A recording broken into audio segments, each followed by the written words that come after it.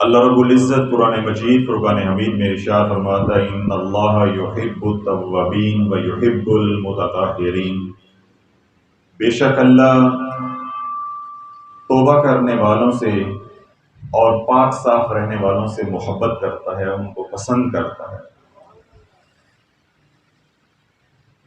آج کی رات فضیلت کی رات ہے، رحمت کی رات ہے، سلامتی کی رات ہے، برکت کی رات ہے۔ اس کی فضیلت کو دیکھتے ہوئے علماء نے، مشائخ نے جو رائے قائم کی ہے وہ یہ ہے کہ اس رات بہت سے اہم فیصلے ہوتے ہیں۔ تو اللہ والو میری آپ حضرات کی خدمت میں یہ گزارش ہے کہ اللہ رب العزت کی دی ہوئی توفیق سے، وما توفیق الا باللہ، کہ اللہ کی توفیق سے ہم یہاں اللہ اس کے محبوب علیہ الصلوۃ والسلام کے ذکر کے لیے اکٹھے ہوئے ہیں، تو پھر ہم یہ آج فیصلہ کر کے اٹھیں کہ ہم نے رب چاہی زندگی گزارنی ہے یا من چاہی زندگی گزارنی ہے۔ اور دوسری بات جو سمجھنی ہے وہ یہ کہ جیسا تمہیں تمہارے رب کے بارے میں بتایا گیا ہے، سمجھایا گیا ہے اور رب کو تمہارے دل میں اتارا گیا ہے، تمہارا رب ایسا نہیں ہے، بلکہ تمہارا رب راحم المساکین ہے، تمہارا رب اکرم الاکرمین ہے، تمہارا رب ذی الجلال والاکرام ہے، تمہارا رب ارحم الراحمین ہے۔ اللہ والو زندگی گزارنے کے دو ڈھنگ ہیں، دو طریقے ہیں، ان دو طریقوں میں کسی ایک طریقے کا انتخاب کرنا ہے کہ ہم نے من چاہی زندگی گزارنی ہے یا ہم نے رب چاہی زندگی گزارنی ہے۔ اللہ والو جب انسان من چاہی زندگی گزارنے پہ بضد ہو جاتا ہے تو اللہ رب العزت اس کو اپنی بارگاہ رحمت سے دور کر دیتا ہے، اور پھر کیا ہوتا ہے وَتُذِلُّ مَن تَشَاءُ، اللہ ذلت کا نظام چلا دیتا ہے، گھر بیٹھے پگڑی اچھل جاتی ہے، پھر وہ کام جو اس نے نہیں کیے ہوتے، وہ گناہ جو اس نے نہیں کیے ہوتے، مخلوق وہ بھی اس کے کھاتے میں ڈالتی جاتی ہے۔ اور جب انسان من چاہی زندگی چھوڑ کے اپنے اللہ کی طرف لوٹ آتا ہے، رب چاہی زندگی کی طرف لوٹ آتا ہے، تو اللہ کیا فرماتا ہے وَأَطِيعُوا اللَّهَ وَالرَّسُولَ لَعَلَّكُمْ تُرْحَمُونَ۔ پھر اللہ بندہ رب کی بارگاہ رحمت کے قریب ہو جاتا ہے۔ جب بارگاہ رحمت میں اس کی قبولیت ہو جاتی ہے تو پھر کون سا نظام چلتا ہے وَتُعِزُّ مَن تَشَاءُ، پھر گھر بیٹھا ہوتا ہے، فرش پہ بیٹھا ہوتا ہے، اس کے نام کے نعرے عرش پہ بھی لگ رہے ہوتے ہیں، اس کے نام کے ڈنکے عرش پہ بھی بج رہے ہوتے ہیں۔ تو اللہ والو آج کی اس مقبول رات اور مقبول گھڑیوں میں ہم نے یہ فیصلہ کر کے اٹھنا ہے کہ ہم نے زندگی رب چاہی گزارنی ہے یا من چاہی گزارنی ہے۔ نہیں، کوئی پابندی نہیں ہے، میرے ہاتھ میں ڈنڈا نہیں ہے، نہ اللہ کا کوئی کوڑا برس رہا ہے۔ اللہ تو خود فرما رہا ہے لا اکراہ فی الدین قد تبین الرشد من الغی، دین میں سختی نہیں ہے، دین میں سختی نہیں ہے۔ اللہ بولو جو میں آپ سے عرض کرنا چاہتا ہوں بس اس کو سن کے آپ فیصلہ کر لیں کہ آج کے بعد ہم نے اسی روش پہ چلنا ہے جس روش پہ چلتے ہوئے ہم آستانے بھی آئے ہیں، دارالشفا میں آئے ہیں، خانقاہ میں آئے ہیں، یا آج ہم نے ایک نئی زندگی کی ابتدا کرنی ہے اور اس زندگی کا نام ہے غلامی رسول والی زندگی۔ یہ اب آپ کے اوپر ہے۔ تو اللہ رب العزت آپ کی دعاؤں کے صدقے مجھے بھی توفیق دے، اور میری التجاؤں کے صدقے میرے در پہ آپ آئے ہیں تو میری یہ خواہش، یہ تمنا ہے کہ ہر آنے والا اپنی جھولی میں غلامی رسول لے کر جائے، اللہ کسی کو خالی نہ بھیجے۔ لیکن بات کیا ہے، طلب کے اوپر ہے، آپ کے فیصلے کے اوپر ہے۔ اگر آپ بضد ہیں کہ ہم نے زندگی ہی من چاہی گزارنی ہے تو پھر رب نے کیا فرمایا لا اکراہ، پھر سختی تو نہیں ہے، پھر زبردستی تو نہیں ہے۔ تو اللہ والو جب بندہ رب چاہی زندگی چھوڑ کے من چاہی یعنی اپنی خواہشات والی زندگی گزارنے پہ بضد ہو جاتا ہے تو اللہ کی رحمت سے دور ہو جاتا ہے، اور اللہ اس کو اپنی مخلوق کی نگاہوں میں ذلیل و خوار کر دیتا ہے۔ اور وہی بندہ جب اس کو احساس ہو جائے، احساس ندامت ہو جائے، شرمندگی ہو جائے، پشیمانی ہو جائے، وہ توبہ کر کے اپنی من چاہی زندگی چھوڑ کے اللہ کی طرف لوٹ آئے، رب چاہی زندگی کی طرف لوٹ آئے، تو پھر کیا ہوتا ہے؟ وہ رب کی بارگاہ میں مقبول ہو جاتا ہے۔ پھر جو رب کی بارگاہ میں مقبول ہو جاتا ہے، پھر اس کا ذکر فرش پہ بھی ہوتا ہے، اس کا ذکر عرش پہ بھی ہوتا ہے، اس کا ذکر فرش پہ بھی ہوتا ہے، اس کا ذکر عرش پہ بھی ہوتا ہے۔ میں ایک دو باتیں کروں گا، یہ فیصلہ ابھی ہو جائے گا، پھر آگے بات چلے گی کہ آگے ہم نے کیسے چلنا ہے۔ حضرت حبیب اجمی رحمت اللہ علیہ نے ساری زندگی سود کا کاروبار کرتے گزاری ہے۔ اللہ بلو اب جاگتے رہیے گا۔ حبیب اجمی بہت بڑے اللہ کے ولی ہیں، بہت بڑے اللہ کے ولی ہیں، لیکن توبہ کرنے سے پہلے کی جو زندگی ہے ساری کی ساری وہ کیا ہے؟ سودی کام کرنے پہ، سود کا کاروبار کرنے پہ۔ اب میرے رب کا نظام چل پڑا ہے، میرے رب کا نظام چل پڑا ہے۔ اللہ یجتبی الیہ من یشاء ویہدی الیہ من یریب، جس کو اللہ قبول کر لیتا ہے پھر اس کو اپنا بنا لیتا ہے۔ آج اللہ نے عرشوں پہ فیصلہ کر لیا ہے کہ حبیب اجمی اب نہیں، جتنا تو سود کھانا تھا تو کھا چکا، جتنا تو نے لوگوں کو ذلیل کرنا تھا کر چکا، اب نہیں، اب میں عرشوں پہ تجھے ہدایت دینے کا فیصلہ کر چکا ہوں، اب میں تجھے اپنا بنانے کا فیصلہ کر چکا ہوں۔ اب نہیں، اب مزید یہ تجارت نہیں چلے گی، اب مزید یہ سود کا دھندا نہیں چلے گا، اب مزید یہ کاروبار نہیں چلے گا، اب تو زندگی من چاہی نہیں بلکہ زندگی رب چاہی گزارے گا۔ اب حبیب اجمی ساری زندگی کون سی گزاری ہے؟ سود کا کام کرتے۔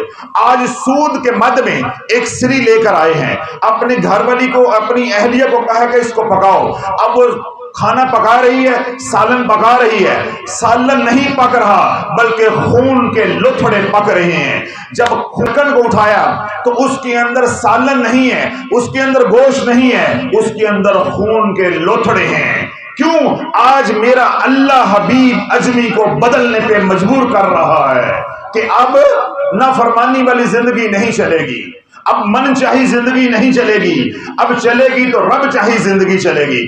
اب حبیب اجمی اور آپ کی اہلی اور بچوں کے اوپر لرزہ طاری ہو گیا۔ کیوں؟ میرے اللہ نے تجلی جلالی فرمائی ہے، اب جلال طاری ہو گیا ہے، ہیبت طاری ہو گیا ہے، خوف طاری ہو گیا ہے۔ اے سونیا آج معاف کر دے، بس آج معاف کر دے، آج کے بعد سود نہیں کھاؤں، آج کے بعد زندگی ہوگی تو صرف رب چاہی ہوگی، آج کے بعد من چاہی نہیں۔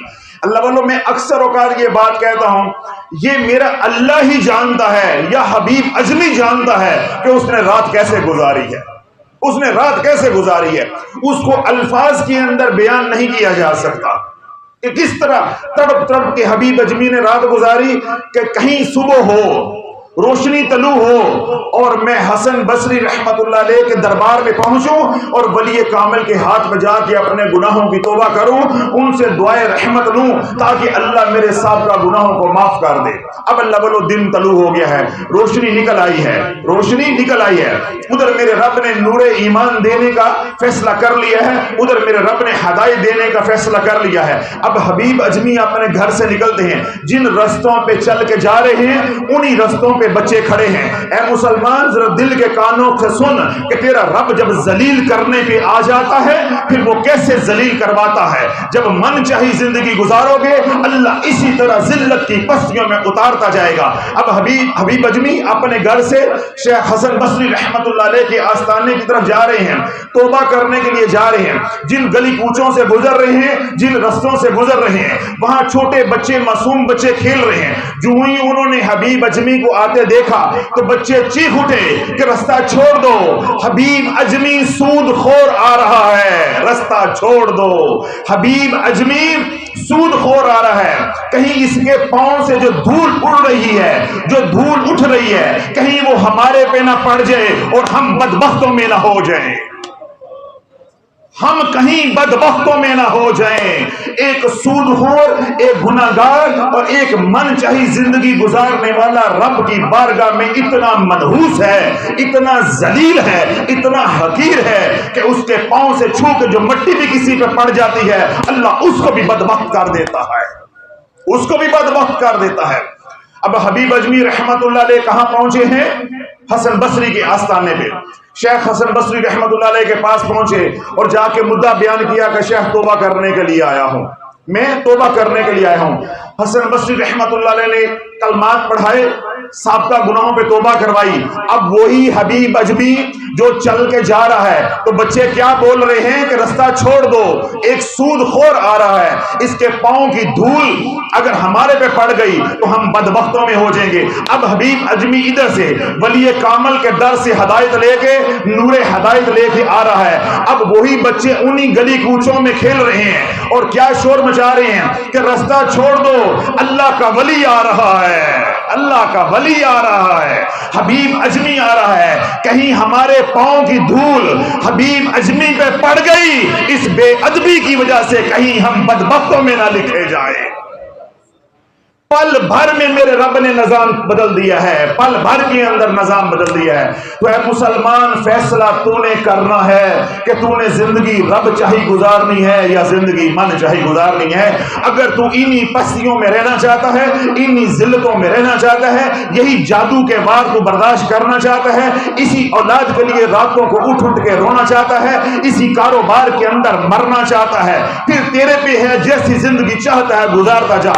اگر تو چاہتا ہے کہ میرے اشاروں پہ کام چلے، میں جدھر نگاہ کروں وہ میرا ہو جائے، گھر میں میری عزت ہو، دفتر میں میری عزت ہو، اسکول کالج میں میری عزت ہو، کاروبار میں میری عزت ہو، حکومت کے ایوانوں میں میری عزت ہو، ہاں اللہ عزت دے گا، اللہ نے عزت رکھی ہے۔ وَلِلَّهِ الْعِزَّةُ وَلِلرَّسُولِ وَلِلْمُؤْمِنِينَ وَلَكِنَّ الْمُنَافِقِينَ لَا يَعْلَمُونَ۔ عزت ہے تو اللہ کے لیے ہے، عزت ہے تو حضور علیہ الصلوۃ والسلام کے لیے ہے، عزت ہے تو حضور کے غلاموں کے لیے ہے، منافقین کے لیے عزت نہیں ہے مگر وہ جانتے نہیں ہیں۔ اے مسلمان، آج تو اسی رستے پہ چل پڑا ہے جس رستے پہ عزت نہیں ہے، عزت چاہتا ہے وَتُعِزُّ مَن تَشَاءُ، تو پھر اسی رستے پہ آ جائے جس رستے پہ حبیب اجمی چل کے ایک ولی کامل کی بارگاہ میں پہنچا ہے، پھر تو اسی رستے پہ آ جا۔ اگر تو عزت چاہتا ہے، اگر تو عزت چاہتا ہے تو پھر تو اسی رستے پہ آ جائے جس رستے پہ حبیب اجمی ایک سود خور سے شیخ حبیب اجمی بنا ہے، ولی کامل حبیب اجمی بنا ہے۔ ایک بات، دوسری بات توجہ رکھیے گا، جب حبیب اجمی رحمت اللہ علیہ کی توبہ قبول ہو گئی، اب تائب ہو گئے، میں نے کیا قرآن پڑھا؟ ان اللہ یحب التوابین ویحب المتطہرین۔ اللہ توبہ کرنے والوں سے پیار کرتا ہے، اللہ توبہ کرنے والوں سے محبت کرتا ہے۔ اب آپ سنیے گا کہ قرآن آپ کے اندر اترتا ہے کہ نہیں اترتا؟ آپ کو قرآن سمجھ آتا ہے کہ نہیں آتا؟ اس آیت کا مطلب سمجھ آتا ہے کہ نہیں آتا؟ آپ کو معلوم ہوگا کہ اللہ توبہ کرنے والوں سے کتنا پیار کرتا ہے۔ ان اللہ یحب التوابین کے معنی کیا ہے؟ اب حبیب اجمی نے اپنی سابقہ زندگی پہ توبہ کر لی ہے، دریائے فرات کا کنارہ ہے، آپ نماز پڑھا رہے ہیں، مغرب کی نماز ہے، اس کی جماعت کرا رہے ہیں، ادھر آپ کے پیر و مرشد حسن بصری نکل آئے۔ جب ان کو معلوم ہوا کہ مغرب کی جماعت کھڑی ہے، آپ نے کہا میں نے اکیلے نماز کیوں پڑھنی ہے، میں جماعت میں شامل ہو جاتا ہوں، میں اکیلے نماز کیوں پڑھوں، اللہ نے جماعت کی نماز دے دی ہے تو میں جماعت کی نماز میں شریک ہو جاتا ہوں۔ تو اس جماعت کی امامت کون کروا رہا ہے؟ حبیب اجمی کروا رہے ہیں۔ جماعت میں مقتدی کون ہے؟ حسن بصری ہے یا حبیب اجمی ہے؟ آپ کے پیر و مرشد ہیں، حسن بصری ہیں۔ اب اللہ واللہ قدرت کا نظام، اللہ اب میرے شیخ کی، اس میرے لجپال کی شان کو کھولنے لگا ہے، جو توبہ کر لیتے ان کی شان کو کھولنے لگا ہے۔ اب حبیب اجمی نے نماز کی نیت کی اور ثنا پڑھی، جب تکبیر تحریمہ کرنے کو ہاتھ باندھ لیے، ثنا پڑھی، ثنا پڑھنے کے بعد جب آپ نے سورۃ فاتحہ پڑھنا شروع کی، اب ان کے نام سے آپ کو ظاہر ہے حبیب اجمی، وہ عجم ہیں، حسن بصری عربی ہیں، اب وہ اجمی ہیں، انہوں نے پڑھا الحمدللہ رب العالمین، یعنی الحمد کو پڑھنے کی بجائے الحمدللہ، بڑی ہے کی بجائے چھوٹی ہے پڑھی۔ حسن بصری نے نماز توڑ دی، پیر و مرشد نے نماز توڑ دی کہ جس کی تجوید اتنی کمزور ہے، جس کی قرأت اتنی کمزور ہے، جس کا قرآن پڑھنا اتنا کمزور ہے، اس کے پیچھے میری نماز نہیں ہوتی۔ حبیب اجمی نے نماز مکمل کی، ادھر شیخ نے اپنی اکیلے نماز پڑھی۔ اے مسلمان اب جاگتے رہنا۔ اب رات کو حسن بصری رحمت اللہ علیہ سونے لگے اور رب کی بارگاہ میں التجا کی، سونیا مجھے کوئی ایسا کام دے، کوئی مجھے ایسا کام کرنے کی توفیق دے دے کہ میں وہ کام کروں تو مجھے مقام رضا نصیب ہو جائے۔ رب نے عرشوں سے آواز دی، اے حسن بصری ہم نے رضا والا کام دیا مگر تجھے پسند نہ آیا، آج ہماری رضا حبیب اجمی کی نماز میں تھی، تو اس کے ظاہر کو دیکھتا رہا، میں اس کے دل کو دیکھتا رہا، مجھے میری عزت و جلال کی قسم ہے تو نگاہ بھر کے اس کو دل کو دیکھتا، کیسے وہ کرلاتا ہوا میری بارگاہ میں کھڑا تھا، جیسے ایک مقتول قائدی جس قاضی کو قتل کی سزا سنا دی جائے جب وہ بادشاہ کے دربار میں کھڑا ہوتا ہے جو اس کا حال ہوتا ہے، آج حبیب اجمی کا میری بارگاہ میں وہ حال تھا۔ مجھے میری عزت و جلال کی قسم ہے تو اگر ایک نماز میرے حبیب اجمی کے پیچھے پڑھ لیتا میں تیری ساری زندگی کی نمازوں کو قبول کر لیتا۔ میری رضا کس میں ہے؟ حبیب اجمی کی نماز میں تھی۔ جس عاجزی کے ساتھ، جس انکساری کے ساتھ، جس ٹوٹے ہوئے دل کے ساتھ وہ میری بارگاہ میں کھڑا تھا، اے حسن بصری تو اس کے ظاہر کو دیکھتا رہا اور میں اس کے دل کی کیفیت کو دیکھتا رہا، دل کی کیفیت کو دیکھتا رہا۔ تو اللہ والو یہاں ایک اشکال پیدا ہو سکتا ہے، کیونکہ یہ بیان سوشل میڈیا پہ بھی جاتا ہے، کہ کسی کے ذہن میں یہ بات آئے کہ حبیب اجمی کا مقام شیخ حسن بصری سے زیادہ ہے۔ نہیں نہیں اللہ والو، ایک مرید اپنے پیر کے جوتوں کو بھی نہیں پہنچ سکتا۔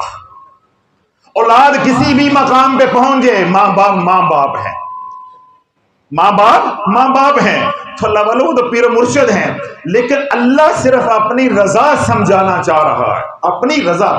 ہر وقت کوئی نہ کوئی ایسا کام ہوتا ہے جس میں اللہ کی رضا ہوتی ہے۔ میں ایک دو مثالیں دے دیتا ہوں تاکہ یہ نقطہ کسی کو جو ہے وہ تنگ نہ کرے، کہ اشکال پیدا نہ ہو جائے۔ ابھی میں بعض نصیحت کر رہا ہوں یا اللہ اس کے رسول علیہ الصلوۃ والسلام کا ذکر کر رہا ہوں، یا آپ حضرات اللہ اس کے رسول علیہ الصلوۃ والسلام کا ذکر کر رہے ہیں، تو رب کیا فرماتا ہے؟ یا ایھا الذین آمنوا اذکروا اللہ ذکرا کثیرا، اے ایمان والو کثرت کے ساتھ اللہ کا ذکر کرو۔ رب خود حکم دے رہا ہے، لیکن ادھر حی علی الصلاۃ حی علی الفلاح کی صدا بلند ہوتی ہے، پھر وہی رب کیا کہتا ہے کہ نہیں اب اس کام میں میری رضا نہیں ہے، اب نماز میں میری رضا ہے، اب نماز میں میری رضا ہے۔ تو اللہ والو اللہ کی رضا کو سمجھنے کی ضرورت ہے کہ اس وقت اللہ کی رضا کس کام میں ہے۔ ایک مثال اور دے دیتا ہوں، اب حضرات کوئی بھی ذکر کرے، درود پاک پڑھے، کوئی تسبیح کرے، کلمہ شریف پڑھے، کوئی بھی آپ ذکر کر رہے ہیں، تسبیح و تحلیل کر رہے ہیں، اللہ کی حمد و ثنا بیان کر رہے ہیں، لیکن جب آپ نے احرام پہن لیا تو اللہ کی رضا کس میں ہے کہ اب تلبیہ پڑھ، لبیک اللہم لبیک لبیک لا شریک لک لبیک ان الحمد والنعمت لک والملک لا شریک لک۔ اس وقت اللہ کی رضا کیا ہے؟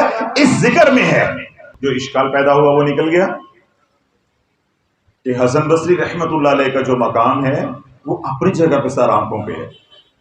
جب حبیب اجمی رحمت اللہ علیہ نماز پڑھا رہے تھے تو اللہ کی رضا تھی کہ حسن بصری بھی اس نماز میں شامل ہو جائے، کیونکہ حبیب اجمی جس نیاز مندی کے ساتھ کھڑے تھے، جس عز اور انکساری کے ساتھ کھڑے تھے، اللہ کو وہ ادا پسند تھی۔ اللہ چاہ رہا تھا کہ میری رحمت جو ہے وہ حبیب اجمی پہ جو اتر رہی ہے، جو بھی اس کی ابتدا میں نماز پڑھے گا میں اس کو بھی نواز دوں گا۔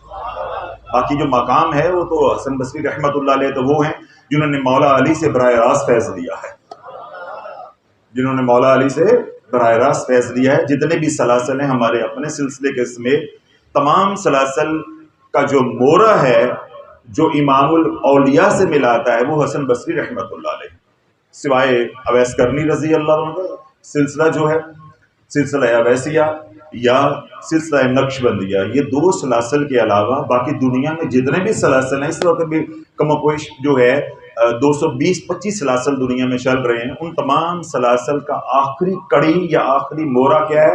حسن بصری رحمت اللہ علیہ۔ ہم سب جا کے حسن بصری رحمت اللہ علیہ سے ملتے ہیں، پھر ان کے ذریعے مولا علی کے ساتھ، مولا علی سے پھر حضور علیہ الصلوۃ والسلام کے ساتھ۔ تو میں نے آپ حضرات کو ایک مثال دی ہے کہ اللہ رب العزت جب انسان من چاہی زندگی گزارتا ہے تو اس کو کیسے ذلیل کرتا ہے، اور اگر من چاہی زندگی چھوڑ کے رب چاہی زندگی کی طرف آتا ہے تو اللہ پھر کیسے استعطا فرماتا ہے۔ اتنا نقطہ سمجھ آ گیا؟ حضرت مالک بن دینار رحمت اللہ علیہ فرماتے ہیں کہ میں سفر کر رہا تھا، میں سفر پہ تھا، تو ایک نوجوان صحرا میں ہمیں ملا اور مجھے کہنے لگا کہ شیخ مجھے بھی ساتھ لے لیں۔ ایک نوجوان کیا کہنے لگا کہ شیخ حضرت مجھے بھی ساتھ لے لیں۔ تو ہم نے کہا کہ بھائی ہم تو صحرا میں اپنی منزل کی طرف جا رہے ہیں، اگر تیری اور ہماری منزل ایک ہے تو تو بھی ہمارے ساتھ آ جا۔ تو وہ شامل سفر ہو گیا، شامل قافلہ ہو گیا، ہمارے ساتھ وہ سفر کرنے لگا۔ اب مالک بن دینار رحمۃ اللہ فرماتے ہیں کہ تھوڑی دیر کے بعد اس تپتے صحرا کے اندر میں نے ایک بادل کو نمودار ہوتے دیکھا، یعنی کہیں بادل نہیں ہے، سارے صحرا کے اندر دھوپ چمک رہی ہے اور تپتا ہوا صحرا ہے، گرمیوں کے دن ہیں، اور میں نے اچانک دیکھا کہ ایک بادل نمودار ہوا ہے۔ تھوڑی دیر کے بعد وہ بادل ہمارے قافلے کے اوپر آیا اور ہمارے اوپر اس نے سایہ کر دیا۔ اب صرف ہمارے اوپر سایہ ہے بادل کا، باقی پورا صحرا جو ہے وہ دھوپ کے اندر تپ رہا ہے، دھوپ چمک رہی ہے۔ تو مالک بن دینار رحمۃ اللہ فرماتے ہیں کہ تھوڑی دیر کے بعد میرے دل میں خیال آیا کہ سونیا جو تیرے میرے درمیان میں ایک تعلق تھا راز و نیاز کا، آج تو نے زمانے کے سامنے عیاں کر دیا ہے۔ سارے کافر والوں کو پتہ چل گیا کہ مالک بن دینار کا اللہ کے ساتھ کتنا تعلق ہے۔ سارے صحرا کے اندر جل مر رہے ہیں، سڑ رہے ہیں دھوپ سے، اور مالک بن دینار کے اوپر اللہ نے بادل کا سایہ کر دیا ہے۔ تو اے اللہ یہ تو مخفی تھا، یہ تو راز تھا۔ فرماتے ہیں میں دل میں یہی سوچتا جا رہا تھا کہ یہ میری رب نے کرامت ظاہر کر دی ہے۔ کہ تھوڑی دیر کے بعد اس نوجوان نے کہا کہ حضرت مجھے اجازت دے دیں، آپ نے سیدھے جانا ہے اور میں نے ادھر مڑنا ہے۔ آپ نے اپنی منزل کی طرف جانا ہے، آپ کی منزل اس طرف ہے اور میری منزل بائیں طرف ہے، میں نے ادھر کو مڑنا ہے۔ تو مالک بن دینار رحمۃ اللہ فرماتے ہیں کہ جو ہی وہ نوجوان ادھر مڑا، وہ بادل بھی اس کے ساتھ مڑ گیا، وہ بادل بھی اس کے ساتھ مڑ گیا۔ تو تب مجھے معلوم ہوا کہ میں اپنے رب کے ساتھ کیا راز و نیاز کر رہا تھا، میں کس خوش فہمی میں مبتلا تھا کہ یہ میری کرامت ہے، یہ تو کرامت ہے، یہ اللہ کا کرم ہے، یہ تو اس نوجوان کا ہے۔ یہ جو بادل تھا صحرا کے اندر تپتی دھوپ کے اندر جو سایہ ہمیں دے رہا تھا، وہ تو اس نوجوان کی برکت سے تھا۔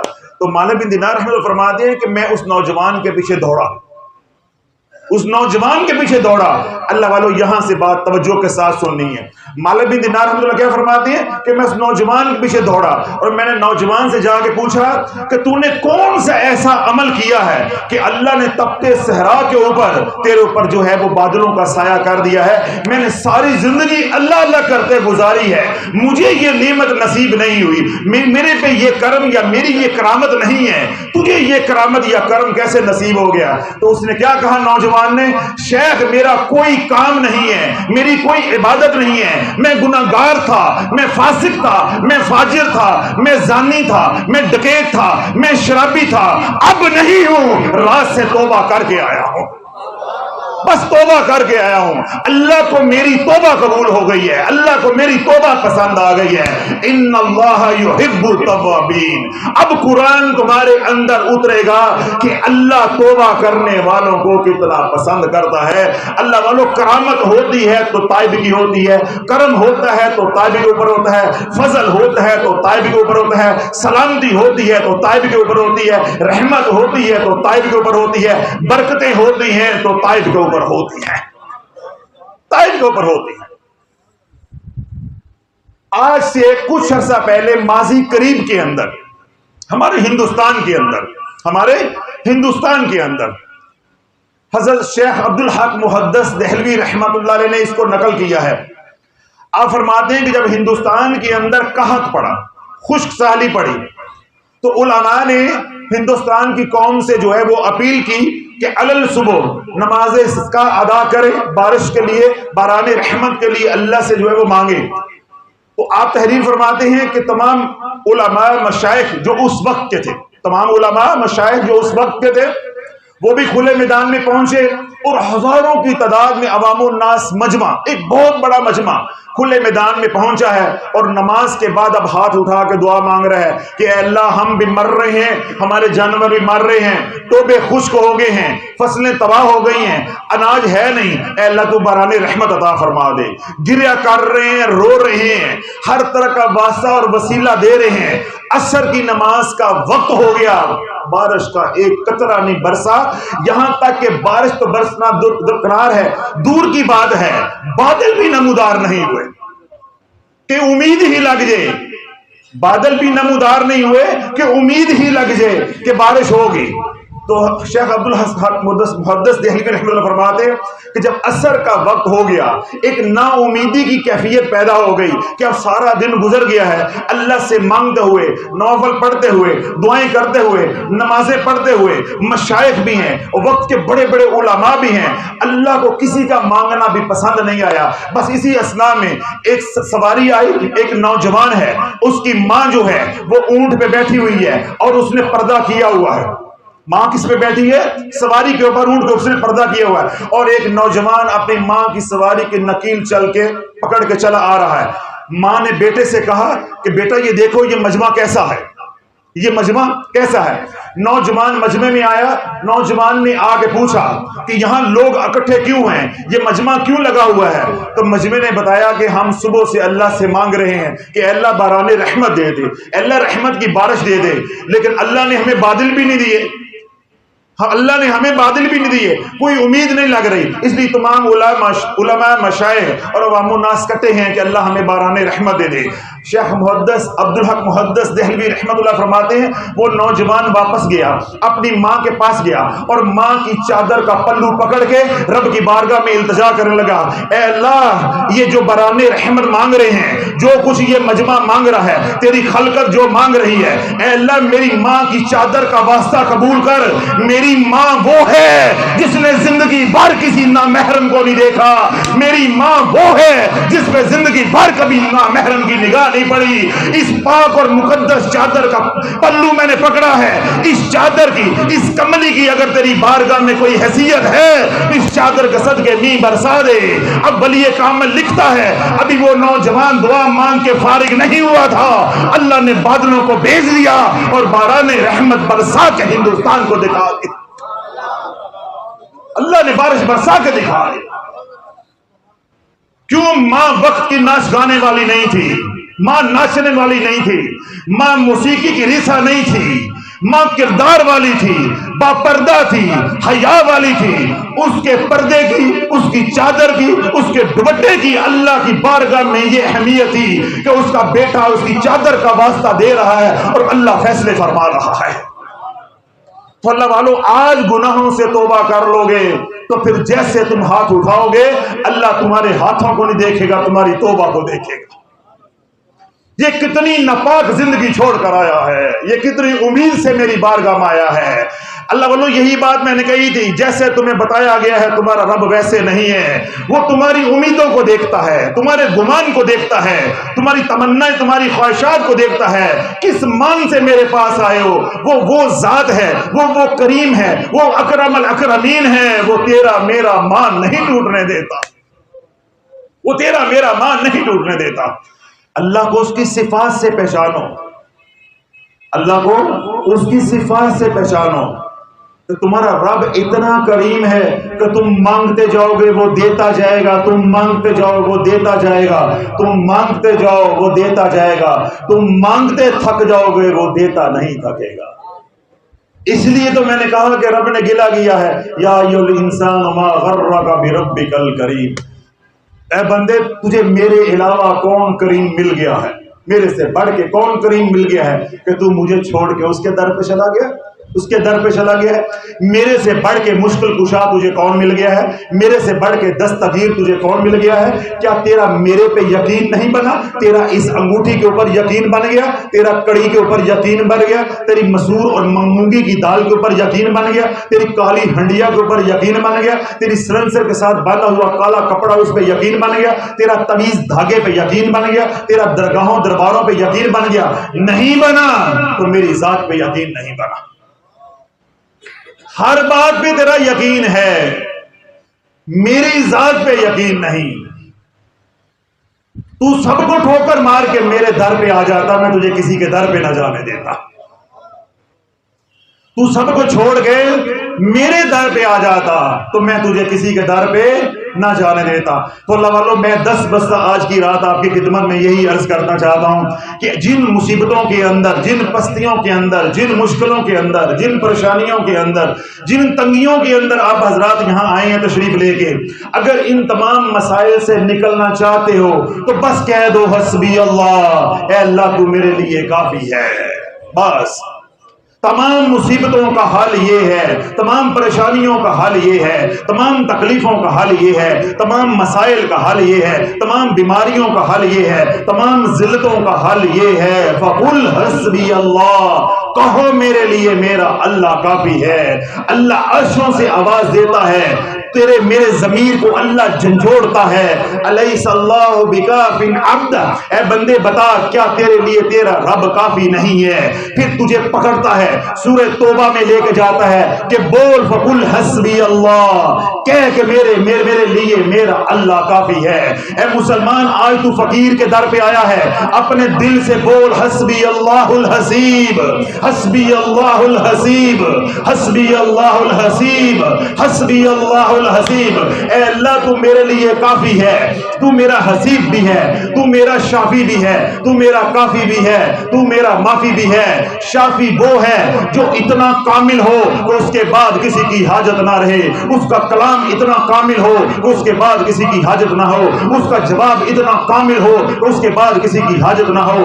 کافی اس کو کہتے ہیں جو پھنسے ہوئے بمر سے نکال لے، ہماری ضرورتوں کے لیے کافی ہو جائے. اور معافی اسے کہتے ہیں جو ساری مصیبتوں سے نکال کے ہمیں پار لگا دے، اسے معافی کہتے ہیں. اور ان تینوں صفات کی بنیاد ہے الحسیب کے اندر، اوپر اللہ نے پانی ڈالا ہے کریم کا، پھر اللہ نے یہ صفت بنائی ہے الحسیب.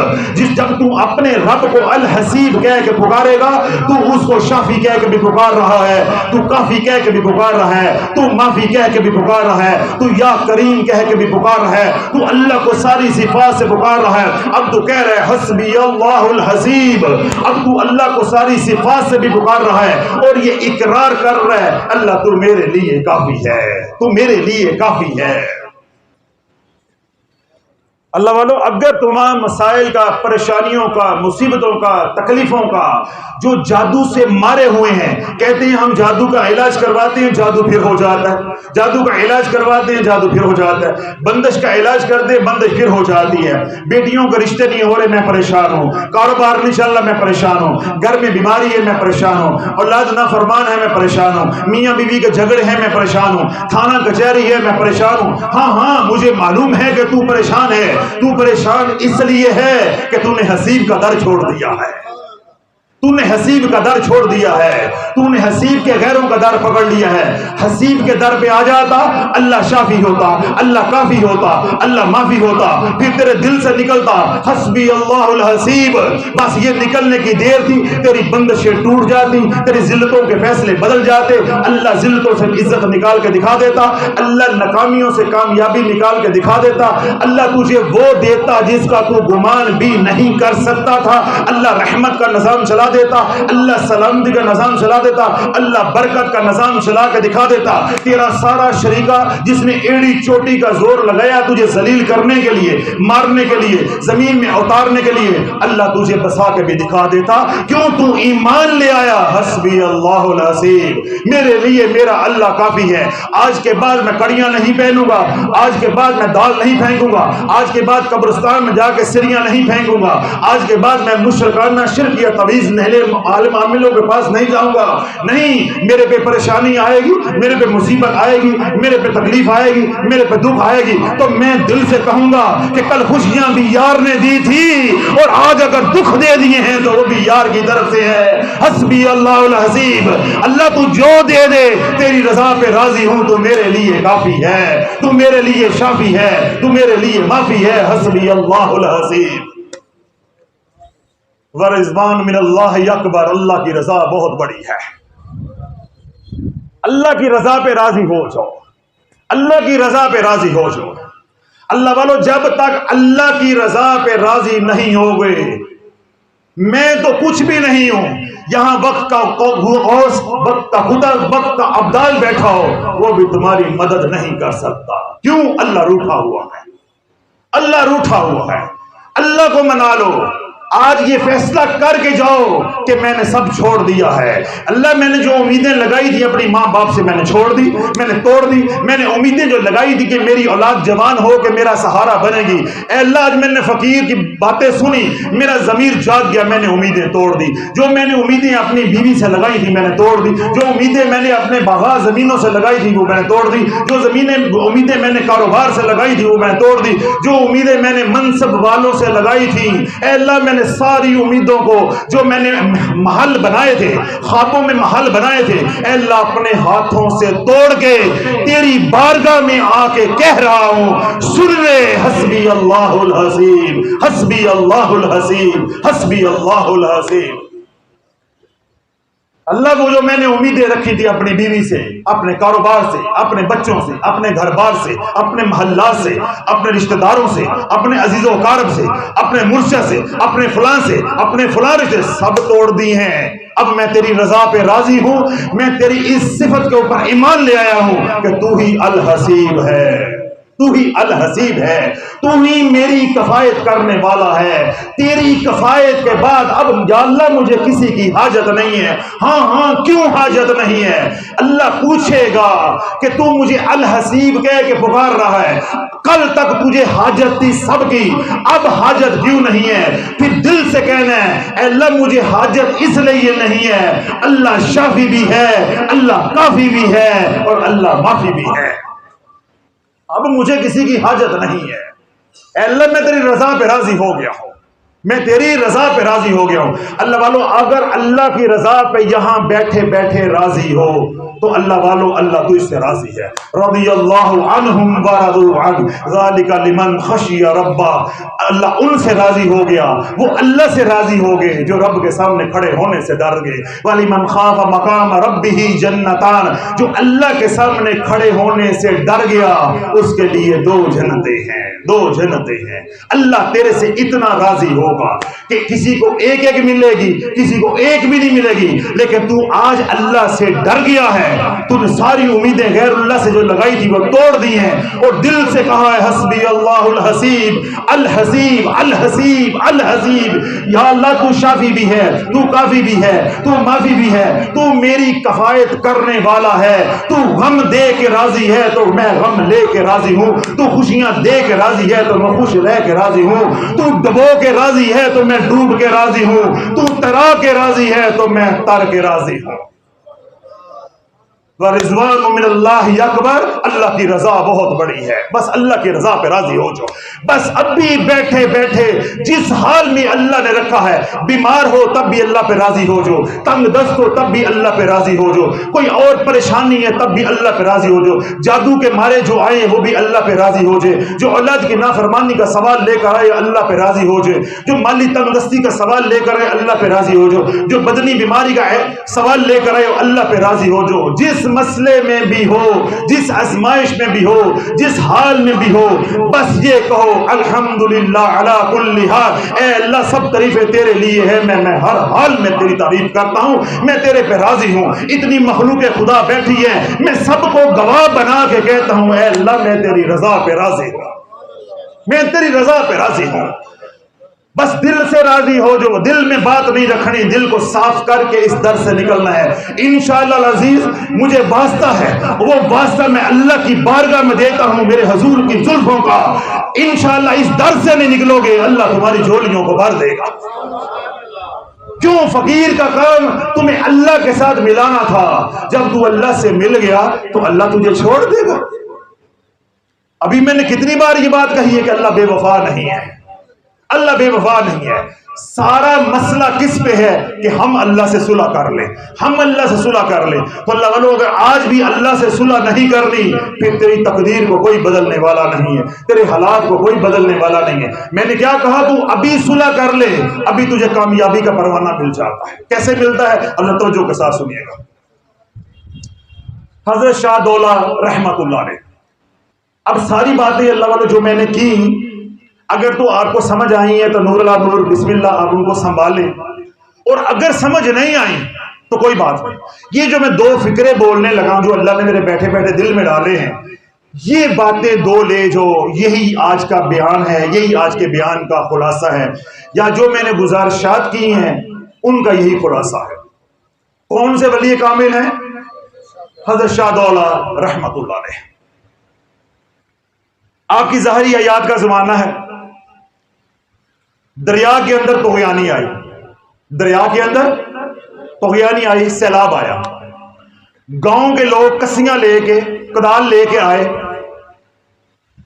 کہ بابا جی دعا کر دو، بابا جی شاہ صاحب دعا کر دیں کہ سیلاب آ رہا ہے، دریا کے اندر طغیانی ہے، اگر سیلاب آ گیا تو سارا گاؤں بہہ جائے گا، سارا گاؤں بہہ جائے گا، ہم تباہ و برباد ہو جائیں گے، اگر یہ بند ٹوٹ گیا تو سارا پانی گاؤں کے اندر داخل ہو جائے گا، ہم بھی مریں گے، مال مویشی مرے گا، تو کرم فرمائیں کہ آپ دعا کر دیں۔ آپ نے فرمایا کہ جون سے بند ٹوٹنے کا ڈر ہے مجھے اس بند پہ لے جاؤ۔ مسلمان ذرا جاگتے رہنا، آپ نے کیا فرمایا کہ جس بند کے ٹوٹنے کا ڈر ہے مجھے اس بند پہ لے جاؤ۔ اب اہل علاقہ کو گاؤں والوں نے حضرت شاہ دولہ رحمت اللہ علیہ کو ساتھ لیا اور بند پہ لے گئے اور کہا کہ یہ بند ٹوٹنے والا ہے۔ آپ نے فرمایا یہ بند ٹوٹنے والا ہے؟ انہوں نے کہا جی ہاں جی یہ بند ٹوٹنے والا ہے۔ آپ نے کہا کسی مجھے دو، یہ جو کدال ہے کسی ہے یہ مجھے دو۔ آپ نے وہ کسی لی، اس بند کو توڑنا شروع کر دیا، اس بند کو توڑنا شروع کر دیا۔ اب اہل علاقہ آپ کے عقیدت مند وہ گاؤں والے وہ پریشان ہوئے کہ بابا جی شاہ جی ہم تو بند جڑانے آئے تھے، بند کو مضبوط کروانے آئے تھے، تو آپ بند توڑ رہے ہیں۔ تو شاہ دولہ رحمت اللہ علیہ نے وہ فکرہ بولا جو فقیر آج آپ کو دینا چاہتا ہے۔ شاہ دولہ رحمت اللہ نے فرمایا کہ جب نیلی چھت والا توڑ کے راضی ہے تو پھر جدھر مولا پھر ادھر ہی دولا، جدھر مولا ہے ادھر ہی دولا ہے۔ جب وہ توڑ کے راضی ہے تو دولا کون ہوتا ہے؟ بچا کے راضی ہونے والا۔ پھر جدھر مولا ہے ادھر ہی دولا ہے۔ بس تم اللہ کی رضا میں راضی ہو جاؤ۔ فقیر نے ابھی یہ بات کہی ہے کہ رب کے سامنے جھولی پھیلاؤ، اے اللہ تو بیمار رکھ کے راضی ہے تو میں بیمار رہ کے راضی ہوں، تو صحت دے کے راضی ہے تو میں صحت یاب ہو کے راضی ہوں، تو ڈبو کے راضی ہے تو میں ڈوب کے راضی ہوں، تو تیرا کے راضی ہے تو میں تر کے راضی ہوں، تو مر کے راضی ہے تو میں مرنے کے لیے بھی تیار ہوں۔ حسبی اللہ الحسیب، حسبی اللہ الحسیب، حسبی اللہ الحسیب۔ اے اللہ میرے سارے کاموں کی کفایت کے لیے تو ہی ہے۔ آج مجھے معلوم ہو گیا ہے کہ تو کفایت کرنے والا ہے، تو عنایت کرنے والا ہے، ہدایت دینے والا بھی تو ہے، کفالت کرنے والا بھی تو ہے، عنایات دینے والا بھی تو ہے، رحمتیں کرنے والا بھی تو ہے، سلامتی دینے والا بھی تو ہے، برکتیں دینے والا بھی تو ہے، عزتیں دینے والا بھی تو ہے، بستیوں سے نکالنے والا بھی تو ہے، زندگی دینے والا بھی تو ہے، موت دینے والا بھی تو ہے۔ اے اللہ جب سب کچھ تو دینے والا ہے تو میں کیوں نہ تیرے پہ ہی بھروسہ کروں؟ جب تو خود سکھاتا ہے کہ کہو فقل حسبی اللہ لبیک، اے اللہ میں کہتا ہوں حسبی اللہ الحسیب، اے اللہ تو میرے لیے کافی ہے، میری تمام کفایت کے لیے تو کافی ہے۔ اللہ والو اپنے دل سے اس فکرے کو نکالو، اس عمل کی اتنی تکرار کرو، اتنی تکرار کرو، اتنی تکرار کرو، اٹھتے بیٹھتے اسی موضوع پہ کلام کرو، اسی موضوع پہ کلام کرو، تاکہ جس طرح اس بڑھیا کے دل میں بات اتر گئی تھی، بی بی معاف کر اللہ دے گا، بی بی معاف کر اللہ دے گا، ایسے ہی حسبی اللہ الحسیب، حسبی اللہ الحسیب، حسبی اللہ الحسیب۔ اتنی تکرار کرو، اتنا اس آیت کا ذکر کرو، اتنا ورد کرو کہ تمہارے اندر ایمان اتر جائے۔ کوئی تمہیں کہے بھی کہ میں تیرا ہاتھ پکڑ کے فلاں جگہ لے جاتا ہوں، تیرے کام بنواؤں گا، تو کہے نہیں نہیں، میرے کام میرا اللہ بنوائے گا۔ میرے کام بنانے والا میرا اللہ ہے۔ آج میں دارالشفا میں جا کے ساری امیدوں پہ پانی پھیر آیا ہوں۔ سارے محل جو میں بنائے تھے میں نے توڑ دیے، جو اولاد سے امیدیں لگائی تھی میں نے توڑ دی، جو جائیدادوں سے امیدیں لگائی تھی وہ میں نے توڑ دی، جو بیوی سے امیدیں لگائی تھی میں نے توڑ دی، جو کاروبار سے میں نے امیدیں لگائی تھی میں توڑ دی۔ اب میری امیدوں کا مرکز اللہ ہے، اللہ ہے، اللہ ہے۔ اب میں کسی کا محتاج نہیں ہوں۔ جس حال میں بھی یار رکھے میں اس حال میں راضی ہوں، اور میں ہر حال میں کہوں گا حسبی اللہ الحسیب، حسبی اللہ الحسیب، حسبی اللہ الحسیب۔ اللہ والو چند دن ان کلمات کا ذکر کر کے دیکھو، پھر تمہارے حالات کیسے بدلتے ہیں، حالات کیسے بدلتے ہیں۔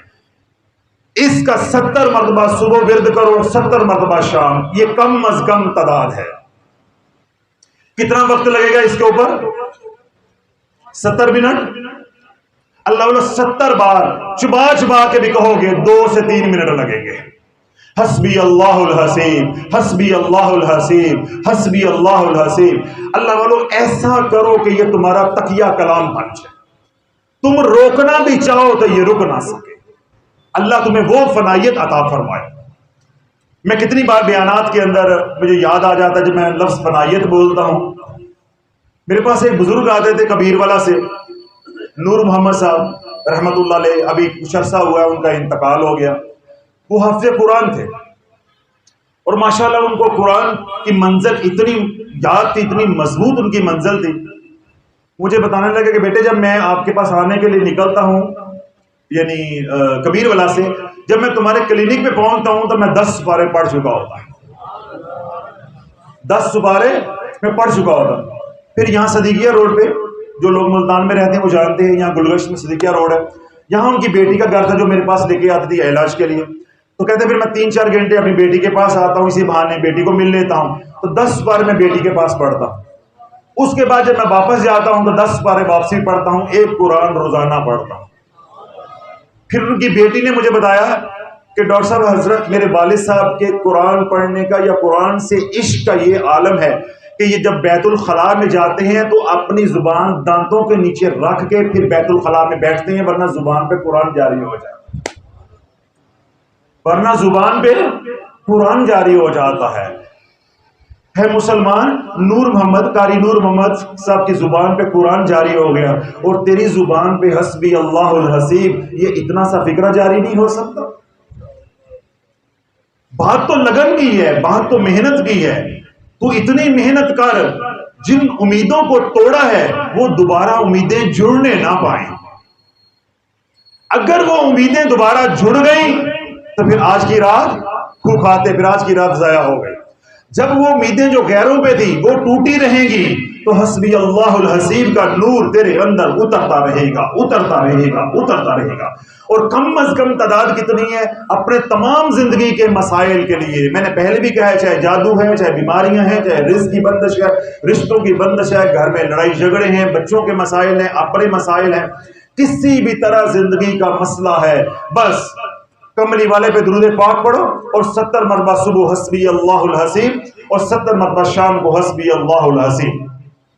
اور اگر اللہ اس کی لذت لگا دے تو کیا کرو؟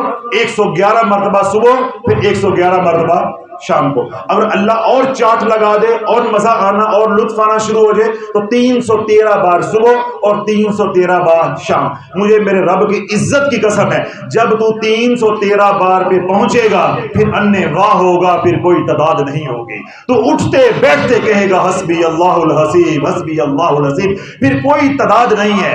پھر روزانہ لاکھوں میں پڑھ، ہزاروں میں پڑھ، جتنا مرضی پڑھ، پھر جتنا پڑھتا جائے گا اتنا گڑ ڈلتا جائے گا۔ ابتدائی تربیت کے حوالے سے میں نے کیا بتایا کہ اس کی ابتدا کتنے سے کریں؟ 70 بار سے۔ جب اس کا نور، اس کی نورانیت اللہ عطا فرما دے پھر 111 بار صبح شام۔ جب اللہ اور لذت دے دے تو پھر کتنا؟ 313 بار۔ اور 313 پہ میں نے کیا کہا کہ میرا گمان ہے، مجھے امید ہے کہ پھر تجھے کوئی تعداد کی حاجت نہیں رہے گی۔ پھر تو چھوڑنا بھی چاہے گا تو تجھے اللہ ہی نہیں چھوڑے گا۔ بات تو اللہ پہ مکنی ہے جا کے۔ اب تو کہتے ہیں نا کہ نماز نہیں پڑھی جاتی، ذکر نہیں ہوتا، خانقاہ نہیں آ سکتا۔ اب تو ایک بار کہہ چکا ہے حسبی اللہ الحسیب، اب اللہ تجھے چھوڑ دے گا؟ اللہ تجھے چھوڑ دے گا؟ پھر اللہ تجھے نہیں چھوڑے گا۔ اب کیا ہے اس کی بنیادی شرط کیا ہے؟ من کان للہ کان اللہ لہ، جو اللہ کا ہو جاتا ہے پھر اللہ اس کا ہو جاتا ہے۔ جس کا اللہ ہو جاتا ہے کیا اللہ اس کو چھوڑ دیتا ہے؟ اللہ اس کو چھوڑ دیتا ہے۔ پھر تم چاہو گے بھی تو اللہ کو چھوڑ نہیں سکو گے۔ اللہ والو جب یہ کیفیت نصیب ہو جائے، پھر شیطان نے کیا بولا تھا؟ الا عبادک منہم المخلصین، اے اللہ جو تیرے مخلص بندے ہیں ان میں میرا بس نہیں چلتا، جو تیرے مخلص بندے ہیں ان میں میرا بس نہیں چلتا۔ جب یہ فنائیت کی کیفیت نصیب ہو جائے گی انشاءاللہ العزیز، پھر نماز نہیں رہے گی، پھر ذکر کا ناغہ نہیں ہوگا، پھر اعمال والی زندگی ہوگی۔ اعمال والی زندگی، جب اعمال والی زندگی ہو جائے گی تو اللہ کے ساتھ تعلق کیا ہو جائے گا؟ مضبوط۔ تو جب اللہ کے ساتھ تعلق اللہ والو مضبوط ہو جائے گا تو پھر کیا ہوتا ہے؟ پھر اللہ پوچھے گا لبیک یا عبدی۔ ابھی میں نے آپ حضرات کے سامنے قال رسول اللہ صلی اللہ علیہ وسلم من کان للہ کان اللہ لہ، حدیث پاک پڑھی کہ جو اللہ کا ہو جاتا ہے اللہ اس کا ہو جاتا ہے، جو اللہ کا ہو جاتا ہے اللہ اس کا ہو جاتا ہے، اور جس کا اللہ ہو جاتا ہے پھر اس کی ساری خدائی ہو جاتی ہے۔ اگر بات دل میں نہیں اتری، صرف کانوں کی لذت تک ہے، تو میں دوبارہ دوہرا دوں، قال رسول اللہ صلی اللہ علیہ وسلم من کان للہ کان اللہ لہ، رسول صلی اللہ علیہ وسلم نے ارشاد فرمایا کہ جو اللہ کا ہو جاتا ہے پھر اللہ اس کا ہو جاتا ہے۔ تو اس کا مفہوم کیا ہے کہ جو اللہ کا ہو جاتا ہے پھر ساری خدائی اس کی ہو جاتی۔ اب یہاں پہ آپ نے رکنا ہے، میں ایک دو باتیں آپ حضرات کی خدمت میں عرض کروں گا انشاءاللہ، اس کے بعد پھر ذکر ہوگا۔ امام احمد بن حنبل رحمۃ اللہ علیہ، امام احمد بن حنبل رحمۃ اللہ علیہ کی ظاہری حیات کا زمانہ ہے، جو خلیفہ وقت ہے اس کی بیٹی بیمار ہوئی، اس کی بیٹی بیمار ہوئی۔ اب وہ بادشاہ ہے، جو شاہی حکیم ہیں طبیب ہیں، وہ بیٹی کا علاج کر رہے ہیں، بیماری بگڑتی جا رہی ہے۔ ایک وزیر نے مشورہ دیا کہ بیماری طبعی نہیں لگتی، یہ کوئی روحانی مسئلہ ہے، جناتی مسئلہ ہے، تو عاملین سے رجوع کیا جائے۔ اب شاہی عاملین کو بلایا گیا، عاملین نے علاج کرنا شروع کیا، اب علاج ہو رہا ہے، بات حاضری تک پہنچ گئی، بات جنات کی حاضری تک پہنچ گئی۔ اب عاملین کوئی تیرے میرے جیسے عاملین نہیں تھے، بادشاہوں کے پاس جو عاملین ہیں وہ پائے کے عاملین ہیں، شاہی عاملین۔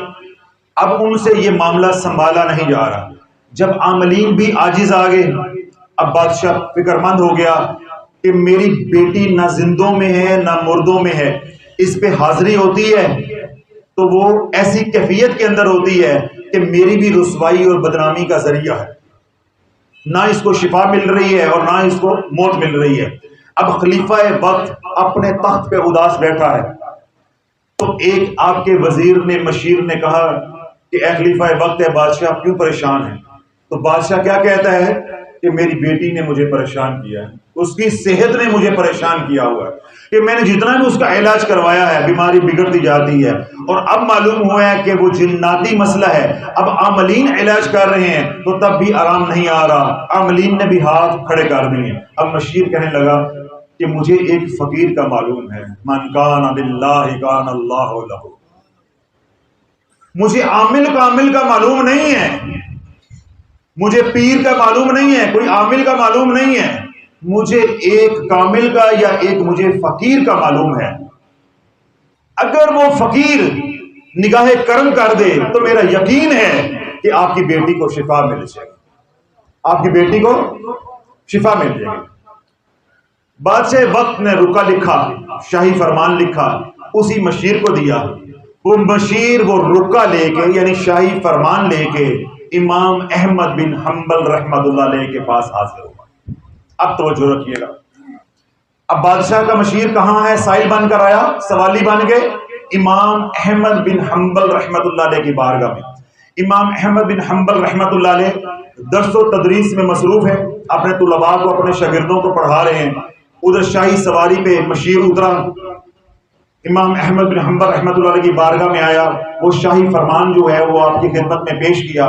آپ نے پڑھا، اس پہ لکھا تھا، جس کا مفہوم تھا کہ میری بیٹی بیمار ہے، میں ایک عرصہ دراز سے علاج کروا رہا ہوں، حکیموں نے طبیبوں نے علاج کیا، شفا نہیں ہو رہی، اب معلوم ہوا ہے کہ یہ جناتی بیماری ہے، جنات کی حاضری ہوتی ہے، عاملین علاج کر رہے ہیں لیکن شفا نہیں ہو رہی، تو میری بیٹی پہ نگاہ کرم فرمائیں، آپ میرے محل میں تشریف لے آئیں تاکہ میری بیٹی کو شفا نصیب ہو جائے۔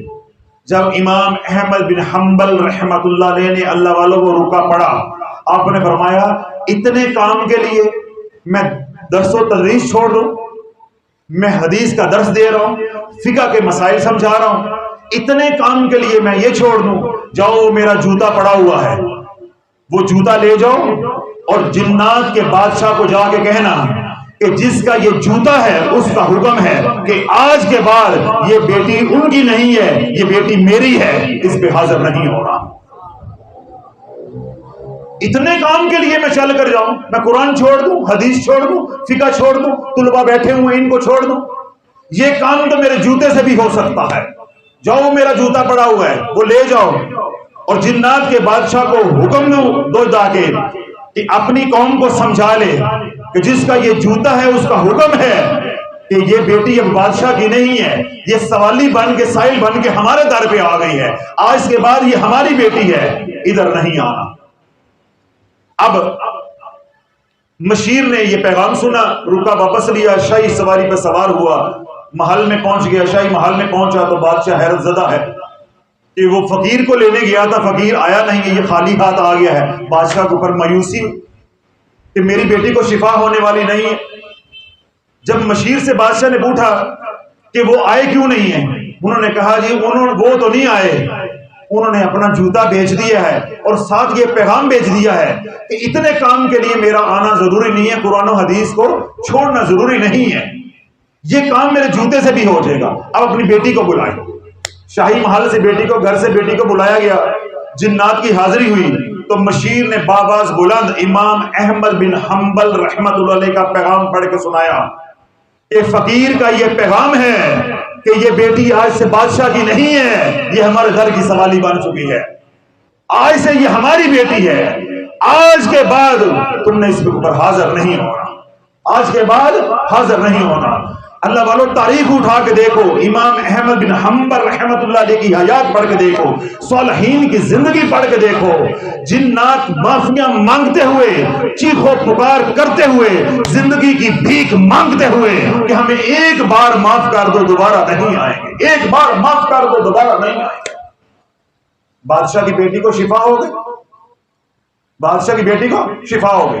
اللہ والو یہیں پہ رہنا ہے، خانقاہ سے ذہنی طور پہ باہر نہیں جانا۔ گردش ایام ہے، گردش ایام ہے، بادشاہ بھی زندہ ہے، بادشاہ کی بیٹی بھی زندہ ہے، جنات بھی زندہ ہیں، ادھر فقیر کا انتقال ہو گیا ہے۔ رب کیا کیا رنگ دکھاتا ہے، کوئی ہے عبرت حاصل کرنے والا، ہے کوئی سیکھنے والا۔ بادشاہ بھی زندہ ہے، بادشاہ کی بیٹی بھی زندہ ہے، جن جنات نے قبضہ کیا تھا وہ بھی زندہ ہیں، لیکن فقیر کا انتقال ہو گیا ہے۔ وہی حاضری دوبارہ ہونا شروع ہوئی، وہی تکلیف، وہی بیماری، وہی دورے دوبارہ شروع ہوئے۔ تو بادشاہ نے کہا کہ جاؤ معلوم کرو کہ فقیر کے پاس کہ اب یہ دوبارہ آ گئی ہیں، اب کیا ہوگا۔ معلوم کرنے پر پتہ چلا کہ فقیر کا انتقال ہو چکا ہے۔ بادشاہ نے کہا کہ اگر فقیر کا انتقال ہو گیا ہے تو ہو سکتا ان کا کوئی شاگرد ہو، وہی ہمارے پہ نگاہ کرم کر دے۔ اب وہی فرمان ہے، من کان للہ کان اللہ لہ، سارا نظام وہی ہے، وہی فرمان لکھا جا رہا ہے، وہی لے کے آنے والا مشیر ہے، وہی شاری سواری ہے، وہی امام احمد بن حنبل رحمت اللہ علیہ کا مدرسہ ہے، سارا نظام وہی ہے، بس اس نظام میں ایک اللہ کے در کا فقیر نہیں ہے۔ سارا نظام وہی ہے، وہی جنات ہیں، وہی بیٹی ہے، وہی بادشاہ ہے، وہی مشیر ہے، وہی شاہی فرمان ہے، وہی شاہی سواری ہے، وہی امام احمد بن حنبل کا مدرسہ ہے، بس اس دھرتی کے اوپر وہ فقیر نہیں ہے، وہ فقیر نہیں ہے۔ اب شاگرد بیٹھے ہیں، شاگرد بیٹھے ہیں، جب مشیر نے آ کے وہ رکا دیا تو شاگردوں نے کہا کہ ہمارے استاد نے یہ کہا تھا کہ جوتا لے جاؤ، میرے جوتے سے ہی کام ہو جائے گا، ہمارا جوتا لے جاؤ، اس جوتے سے ہی کام ہو جائے گا، ہمارا جوتا لے جاؤ ہم امام احمد بن حنبل کے شاگرد ہیں، یہ جوتا لے جو، ہمارے جوتا ہی کافی ہے، کام ہو جائے گا۔ اب مشیر نے وہ جوتا کپڑے میں لپیٹا، بڑی عقیدت کے ساتھ لے کے بادشاہ کے دربار میں پہنچا اور عرض کی، بادشاہ سلامت، اے خلیفہ وقت بیٹی کو بلاؤ۔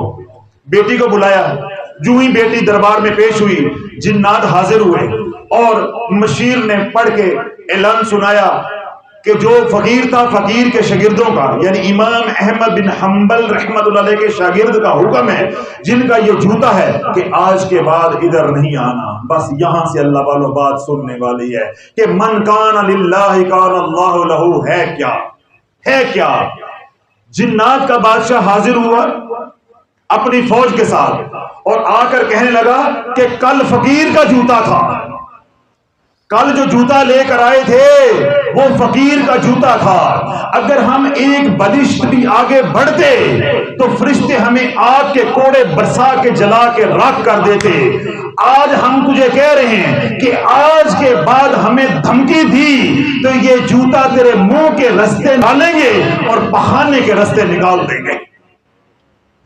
وہ فقیر کا جوتا تھا، یہ دنیا داروں کا جوتا ہے۔ اس جوتے کی ہمارے سامنے کوئی اوقات نہیں ہے، کوئی حیثیت نہیں ہے۔ اگر آج کے بعد دھمکی دی تو نشان عبرت بنا دیں گے، نشان عبرت بنا دیں گے۔ تو اللہ والو، جوتا جوتا تھا، جوتا امام احمد بن حنبل کا تھا یا جوتا ان کے شاگردوں کا تھا، لیکن اس جوتے کی نسبت ایک اللہ والے کے ساتھ تھی۔ تو اللہ والو، جب آپ کی نسبت اللہ کے ساتھ مضبوط ہو جائے گی، اللہ کے ساتھ تعلق مضبوط ہو جائے گا، پھر انشاءاللہ العزیز جدھر بھی نگاہ کرو گے وہ تمہارا ہوگا، وہ تمہارا ہوگا۔ سبحان ربک رب العزت عما یصفون وسلام علی المرسلین والحمد للہ رب العالمین۔